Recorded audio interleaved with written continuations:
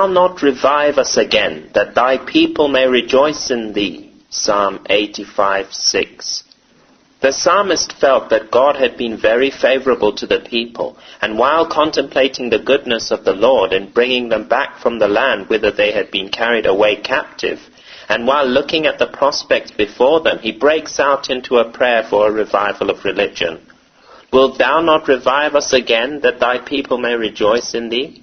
Since God in his providence had re-established the ordinances of his house among them, he prays that there may be a revival of religion to crown the work. In my first lecture, I attempted to show what a revival of religion is not, what a revival is, and the agencies to be employed in promoting it.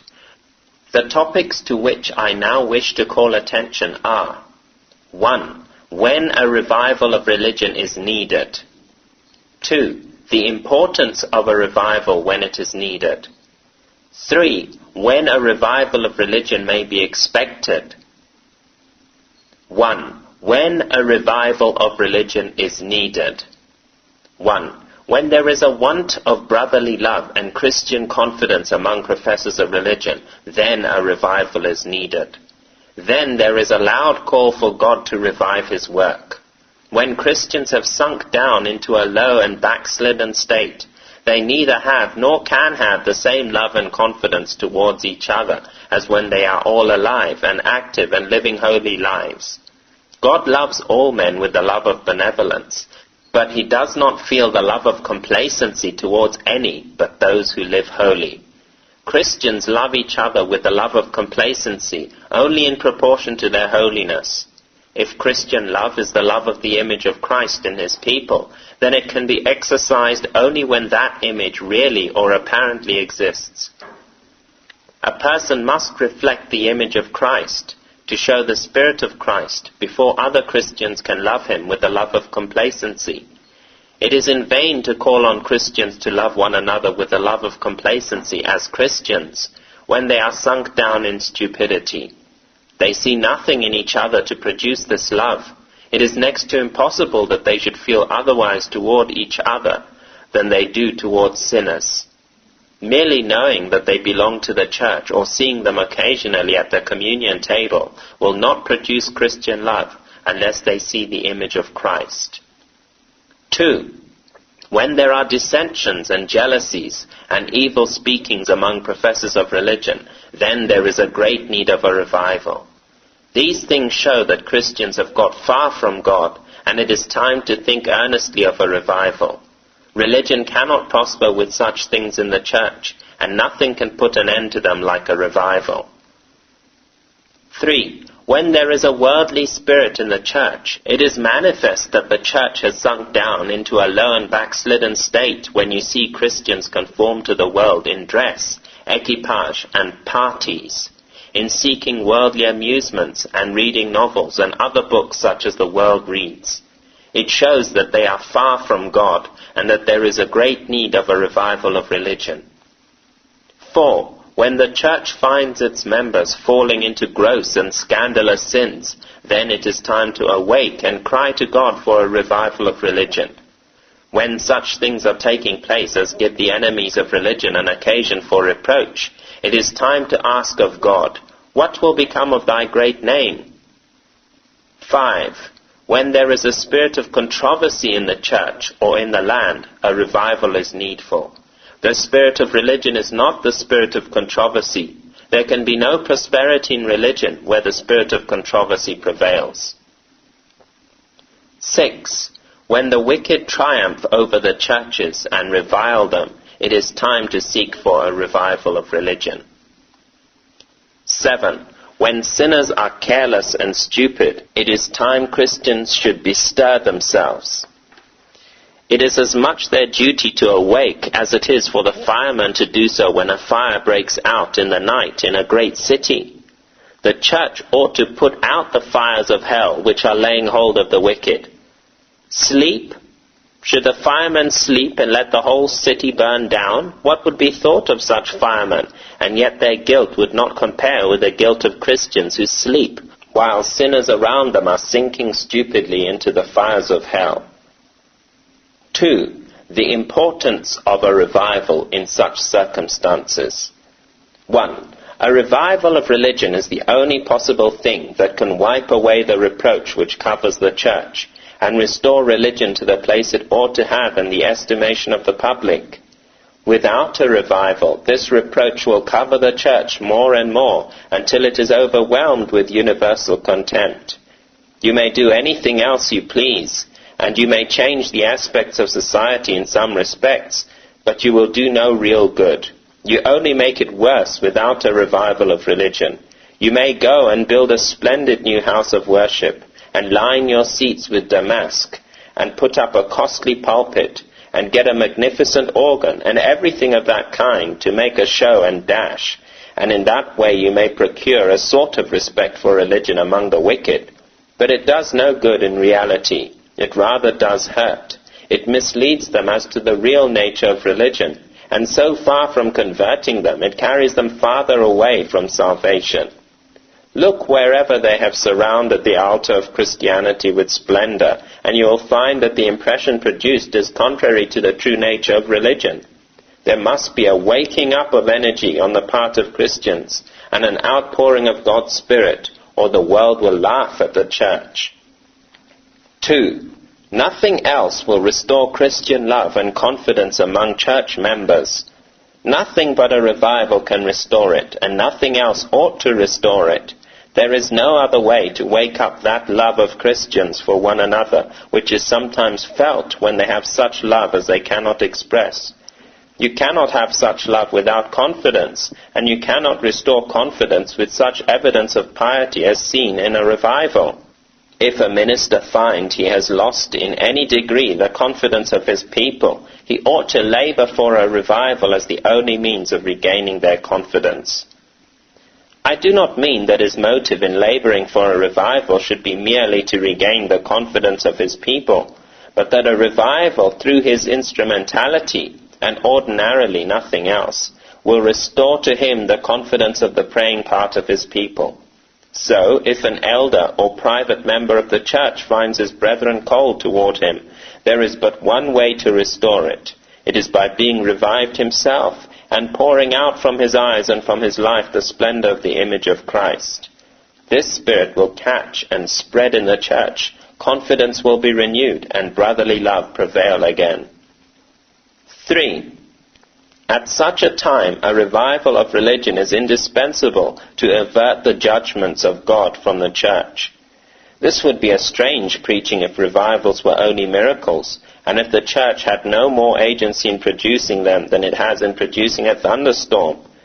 We could not then say to the church, unless there is a revival, you may expect judgments. The fact is, Christians are more to blame for not being revived than sinners are for not being converted. And if they are not awakened, they may know assuredly that God will visit them with his judgments. How often God visited the Jewish church with judgments because they would not repent and be revived at the call of his prophets.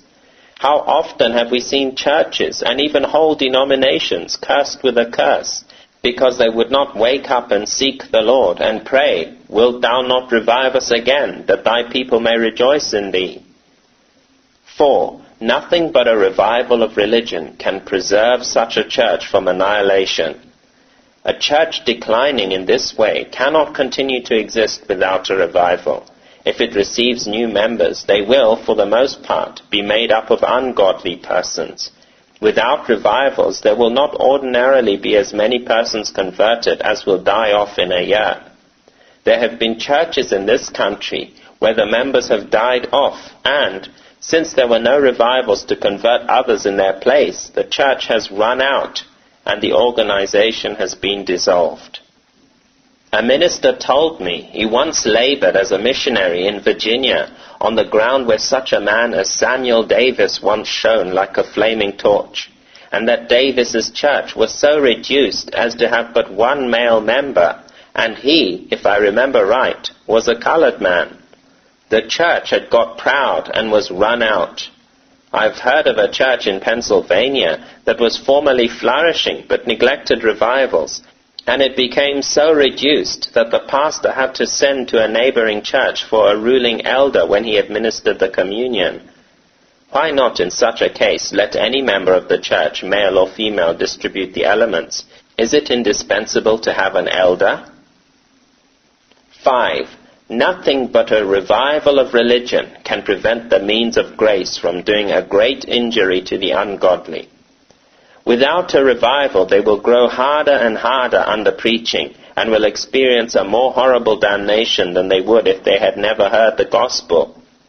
Your children and your friends will go down to a much more horrible fate in hell in consequence of the means of grace if there are no revivals to convert them to God.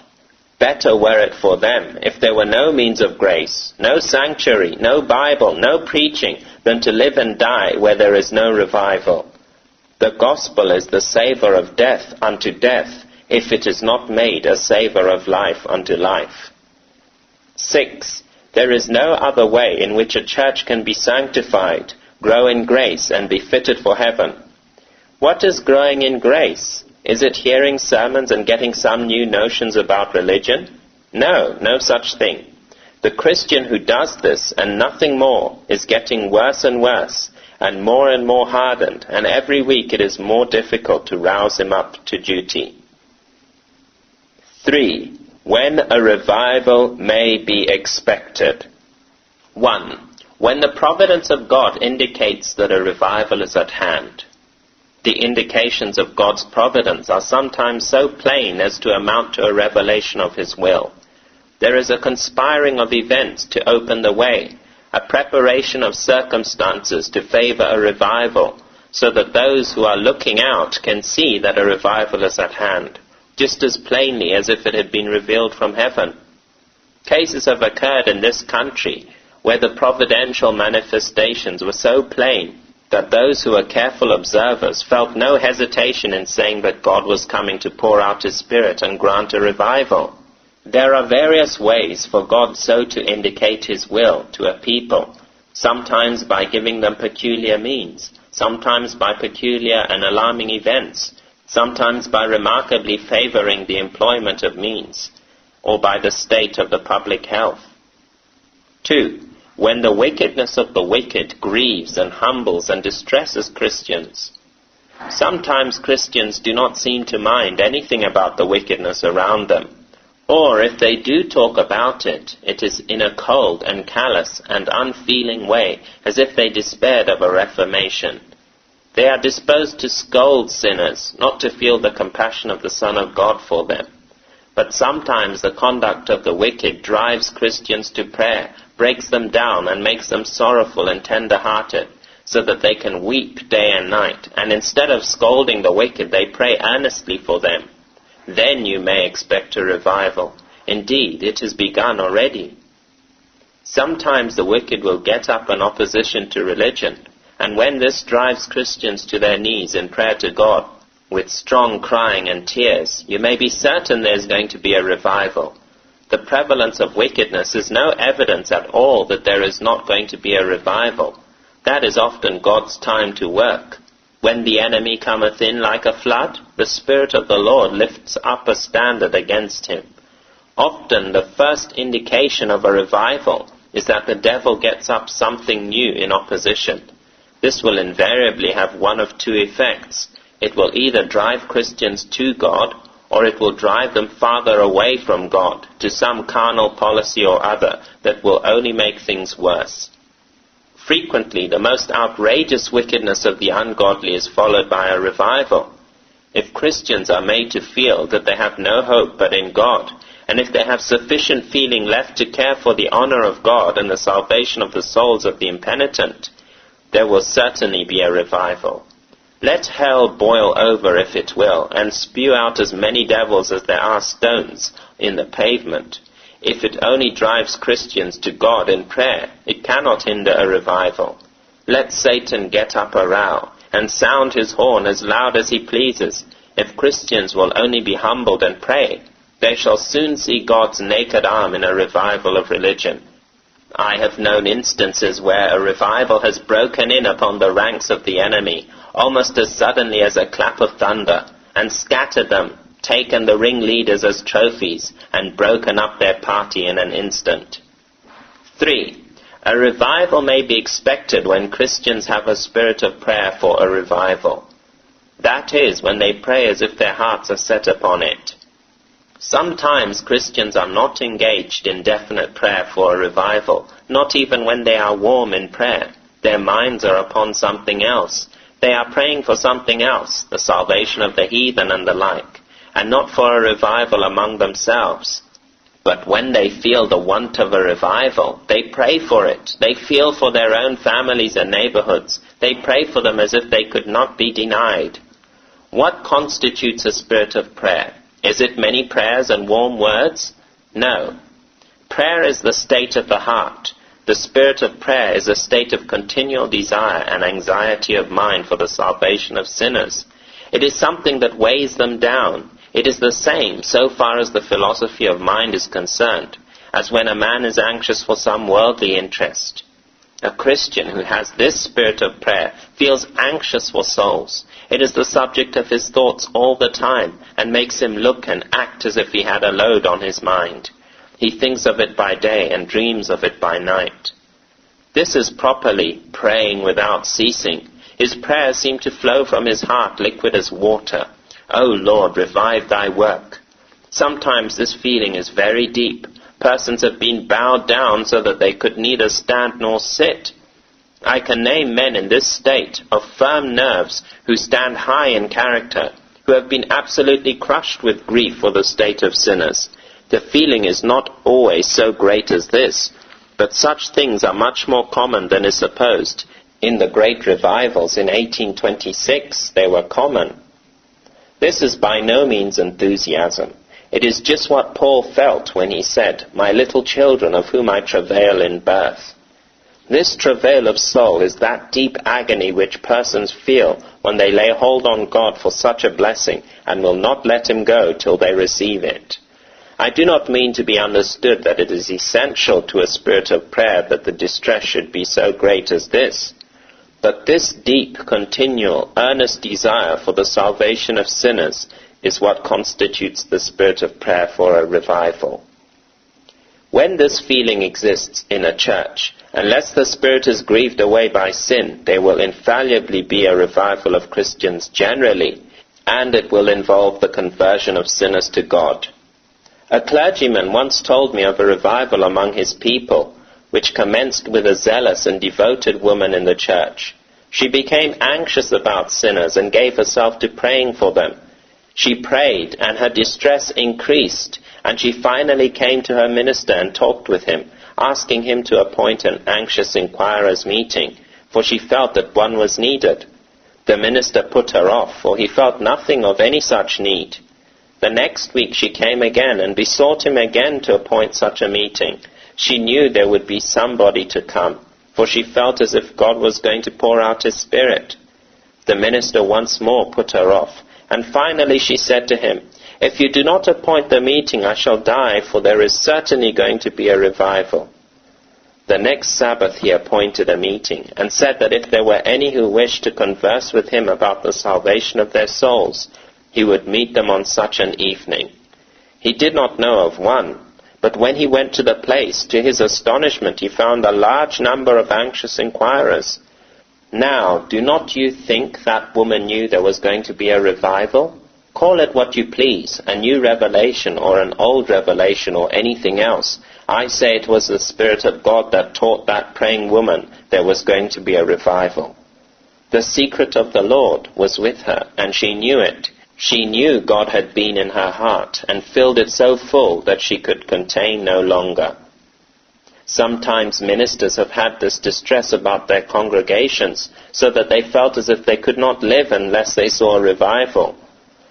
Sometimes elders and deacons or private members of the church, men or women, have the spirit of prayer for a revival of religion, so that they will hold on and prevail with God till he pours out his Spirit.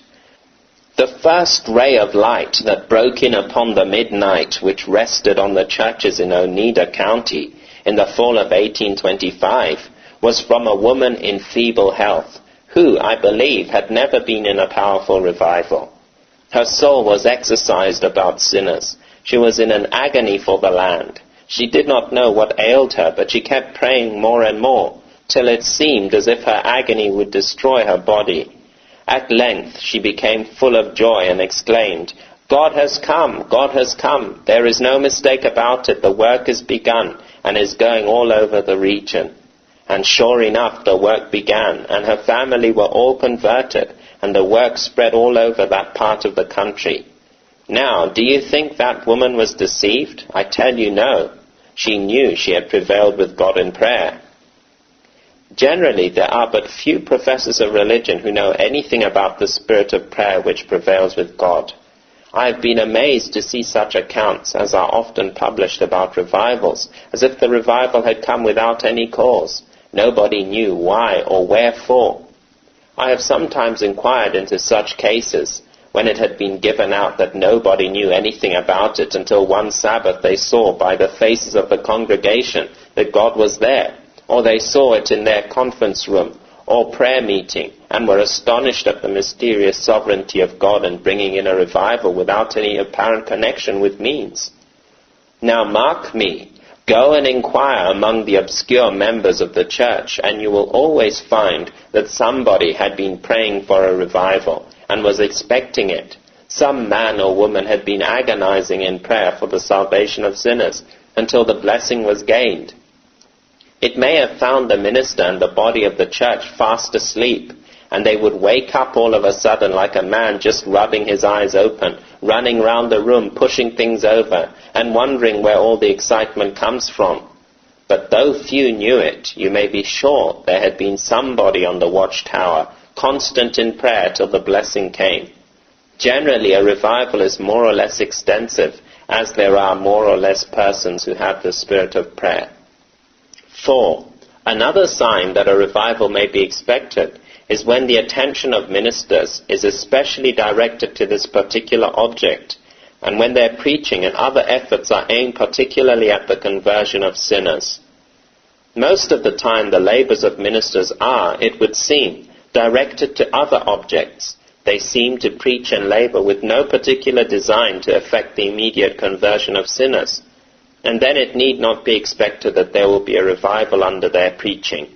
There never will be a revival till somebody makes particular efforts for this end. But when the attention of a minister is directed to the state of the families in his congregation, and when his heart is full of feeling at the necessity of a revival, and he puts forth the proper efforts for this end, then you may be prepared to expect a revival.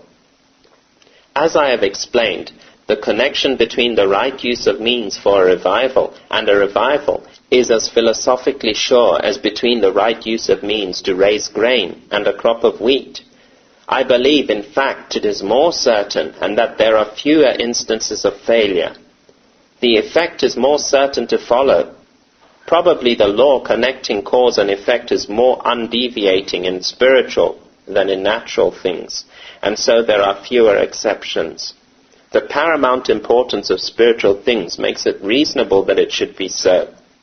Take the Bible, the nature of the case, and the history of the church all together, and you will find fewer failures in the use of means for a revival than in farming or any other worldly business. In worldly affairs, there are sometimes cases where counteracting causes annihilate all a man can do. In raising grain, for instance, there are cases which are beyond the control of man, such as drought, hard winter, worms, and so on.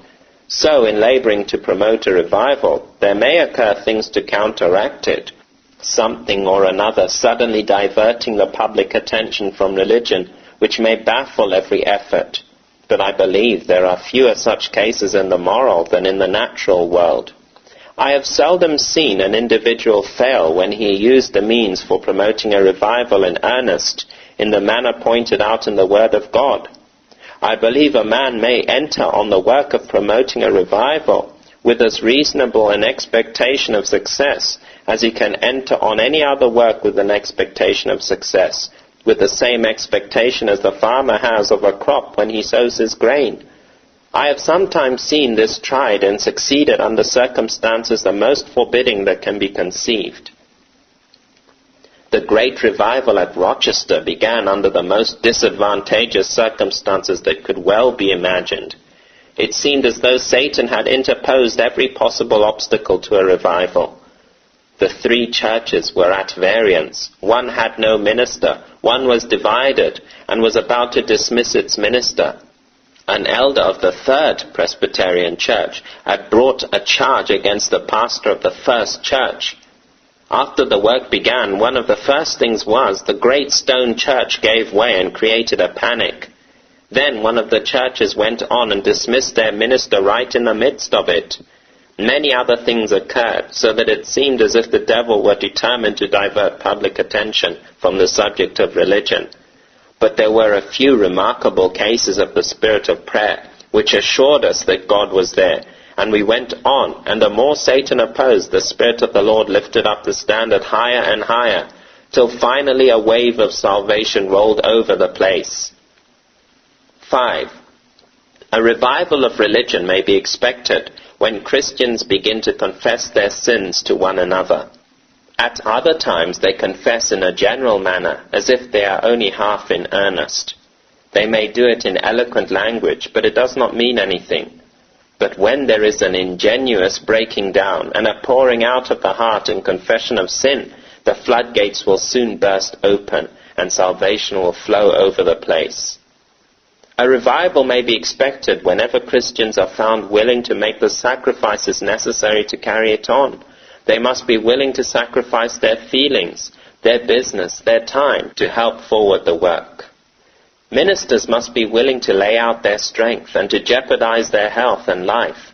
They must be willing to offend the impenitent by plain and faithful dealing, and perhaps offend many members of the church who will not come up to the work. They must take a decided stand with the revival, be the consequences what they may. They must be prepared to go on with the work, even though they should lose the affections of all the impenitent, and of all the cold part of the church. The minister must be prepared, if it be the will of God, to be driven away from the place. He must be determined to go straight forward and leave the entire event with God. I knew a minister who had a young man laboring with him in a revival. The young man preached pretty plain truth, and the wicked did not like him. They said, "We like our minister, and we wish to have him preach." They finally said so much that the minister told the young man, "Such and such a person who gives so much towards my support says so and so. Mr. A also says so, and Mr. B likewise. They think it will break up the society if you continue to preach, and I think you had better not preach any more." The young man went away, but the Spirit of God immediately withdrew from the place, and the revival stopped short. The minister, by yielding to the wicked desires of the ungodly, drove him away, being afraid that the devil would drive him away from his people. So, by undertaking to satisfy the devil, he offended God. And God so ordered events that in a short time the minister had to leave his people after all. He undertook to go between the devil and God dismissed him. So the people also must be willing to have a revival, let the sacrifice be what it may. It will not do for them to say, "We are willing to attend so many meetings, but we cannot attend any more." Or, "We are willing to have a revival if it will not disturb our arrangements about our business or prevent our making money." I tell you, such people will never have a revival till they are willing to do anything and sacrifice anything that God indicates to be their duty. Christian merchants must feel willing to lock up their stores for 6 months if it is necessary to carry on a revival.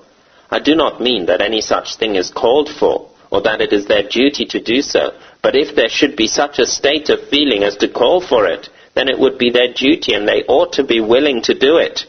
They ought to be willing to do it at the call of God, for He can easily burn down their stores if they do not.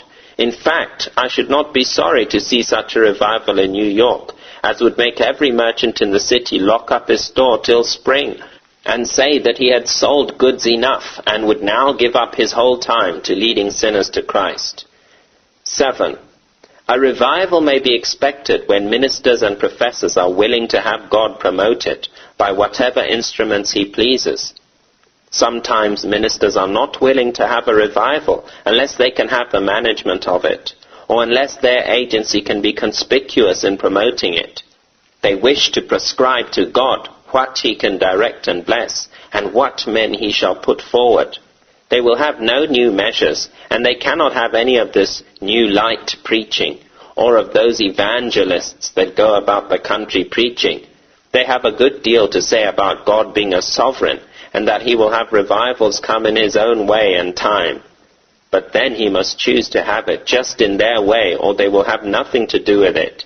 Such men will sleep on until they are awakened by the judgment trumpet, without a revival, unless they are willing that God should come in his own way, unless they are willing to have anything or anybody employed that will do the most good. 8. Strictly, I should say that when the foregoing things occur, a revival to some extent already exists. In truth, a revival should be expected whenever it is needed. If we need to be revived, it is our duty to be revived. If it is duty, it is possible, and we should set about being revived ourselves, and relying on the promise of Christ to be with us in making disciples always and everywhere. We ought to labor to revive Christians and convert sinners with a confident expectation of success. Therefore, whenever the church needs reviving, it ought and may expect to be revived, and to see sinners converted to Christ. When those things are seen which are named under the foregoing heads, let Christians and ministers be encouraged, and know that a good work is already begun. Follow it up. Remarks. 1. Brethren, you can tell from our subject whether you need a revival or not in your church or in your city, and whether you are going to have one or not. Elders of the church, men, women, any of you, and all of you, what do you say? Do you need a revival? Do you expect to have one? Have you any reason to expect one? You need not be in any mist about it, for you know, or can know if you will, whether you have any reason to look for a revival. 2. You see why you have not a revival. It is only because you do not want one, because you are neither praying for it, nor feeling anxious for it, nor putting forth efforts for it.